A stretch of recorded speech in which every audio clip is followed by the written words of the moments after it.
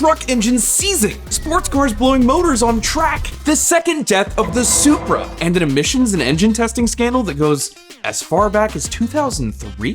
All of this from the manufacturer that has built their name on dependability. Toyota. You okay, bro?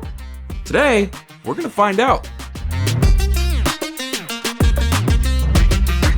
Before we get started, real quick, if you're in the market for a new car or a new-to-you car, check out the Autotempest.com link pinned in the description. There are some that think all this spells the beginning of the downfall of the largest automaker out there. I mean, Akio Toyota has stepped down. The BZ4X was kind of a disaster, and it's no secret that Toyota as of late has come under scrutiny for what on the surface seems like a growing list of quality concerns. But we think that's not really the case, and we're gonna show you how, if Toyota keeps playing their cards right, they have an opportunity to come out of this year stronger than ever. So let's break this down, and let's start with the latest negative news surrounding Toyota, the new Tundra. If you haven't heard already, just recently, Toyota, the company that famously makes trucks that last 500,000 miles and more, has voluntarily recalled 102,000 vehicles produced for 2022 and the 2023 model year. The problem? A potential manufacturing error that is leading to straight up engine failure. Now, this story is still developing, so if you want to stay on top of it, be sure to subscribe to the channel and turn on that notification bell for the latest updates.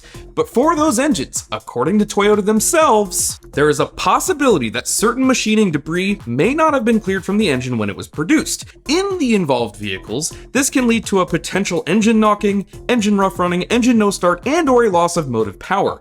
A loss of motive power while driving at higher speeds can increase the risk of a crash. That's not ideal. The engine in question is the V35A FTS engine, Toyota's new 3.5-liter twin-turbo V6 found in the latest non-hybrid Tundra and the Lexus LX600 SUV. Now, when the latest generation Tundra was announced a few years ago, many longtime Tundra fans grumbled at the prospect of taking a turbo or hybrid powertrain to 250,000 miles or more. The same has been said for the latest generation of the Toyota Tacoma, the new Land Cruiser, and the 4Runner, which all have powertrains that feature the Toyota iForce hybrid system. And now all the Scotty Kilmer types on the internet are using this recall as a big ol' told you so moment. Turbo hybrid powertrains will never be durable. This is the end of 500,000 mile Toyota trucks and SUVs. Oh no, doom and gloom. But that's not really what happened here. As much as the anti-hybrid crowd wants you to believe that the technology is a bad idea for trucks, the hybrid-powered Tundras aren't even the ones being recalled. Secondly, it's not the hybrid or the turbo that's causing the issues, but rather an issue in the manufacturing process of the engine itself. You see, recalls like this aren't that uncommon.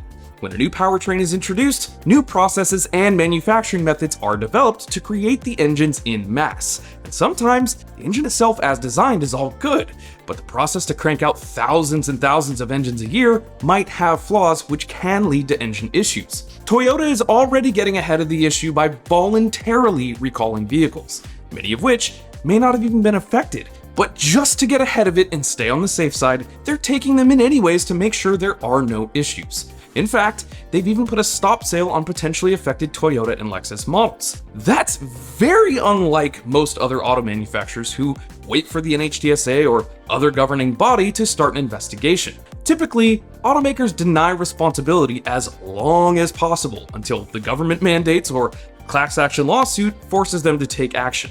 As recently as 2017, Hyundai Kia had to issue recalls across the 1.6 million vehicles in the Sonata, Sorento, Santa Fe, and Optima line, all because they had a manufacturing defect in which, you guessed it, excess machining debris was not properly cleared from the engine before assembly was complete. Then in 2020, following a special investigation from NHTSA, they were forced to pay a $210 million penalty because they, and I quote, inaccurately reported certain information to the NHTSA regarding the recalls. That's a far cry from Toyota's response here, who are voluntarily beginning the recall process at great expense to themselves. Honda just issued a recall for their workhorse 3.5-liter V6 due to potentially incorrectly machined crankshafts, which can cause damage to connecting rod bearings. And if you scroll through the list of recalls that have occurred even within just the last 30 days, you pretty quickly realize recalls happen all the time. The key point here is Toyota is proactively getting ahead of the problem because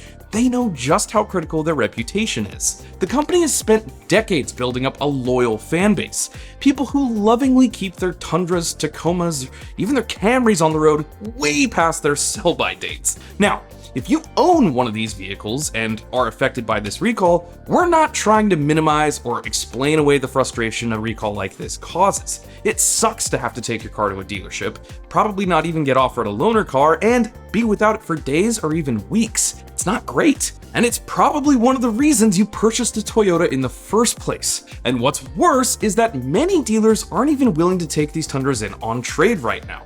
Toyota hasn't announced an official fix just yet, most likely because they need some time to stockpile a bunch of spare engines. And while the company is taking a bit of extra negative press now, Toyota knows their reputation is everything.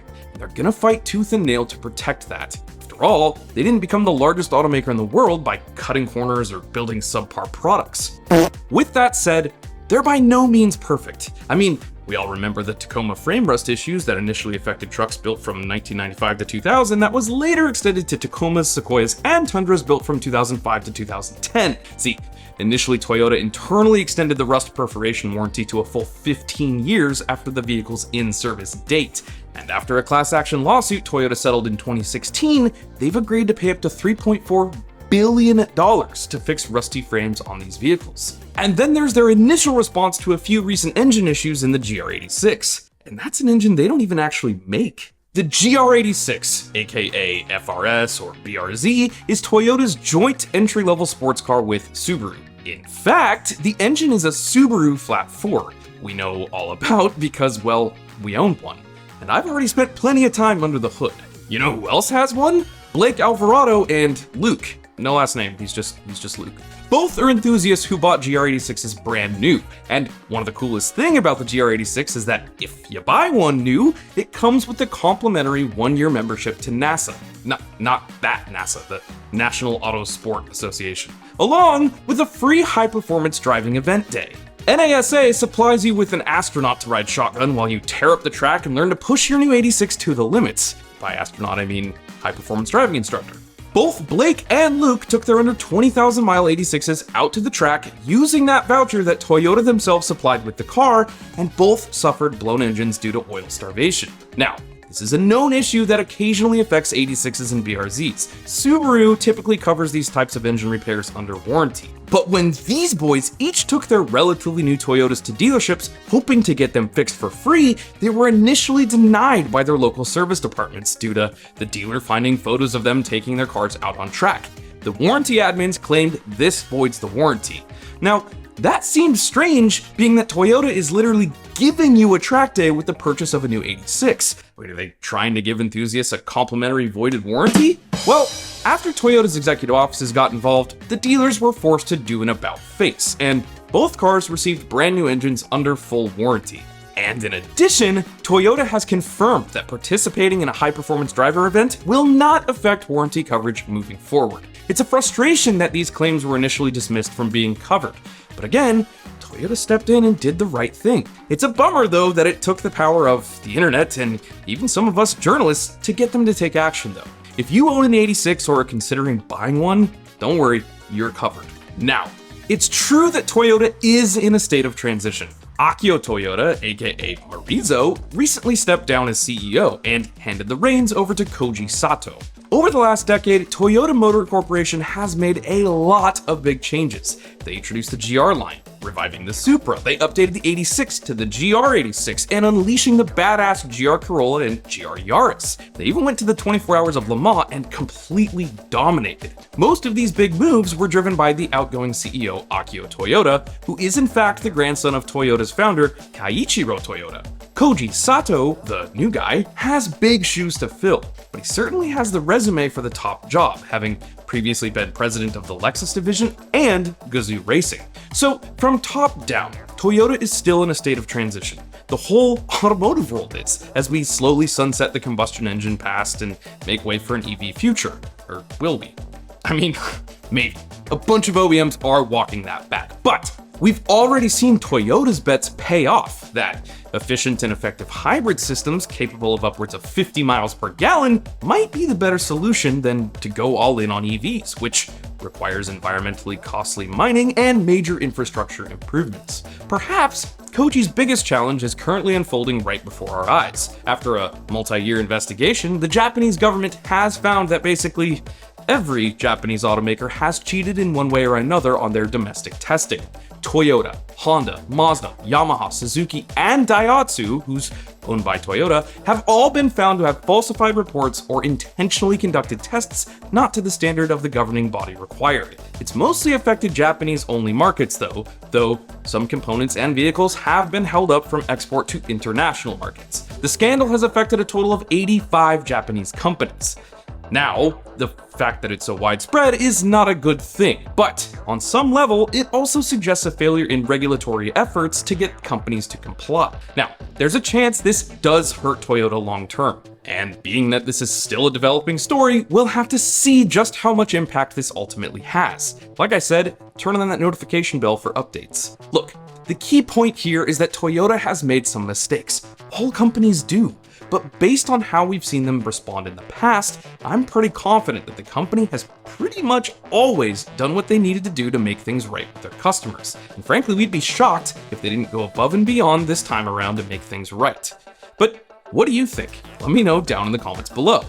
For more Akio Toyoda and how he made Gazoo racing an integral part of Toyota, watch this video here, or check out this one over here. Otherwise, my name's Trav, this is Ideal, thank you all for watching, I'll see you all next week.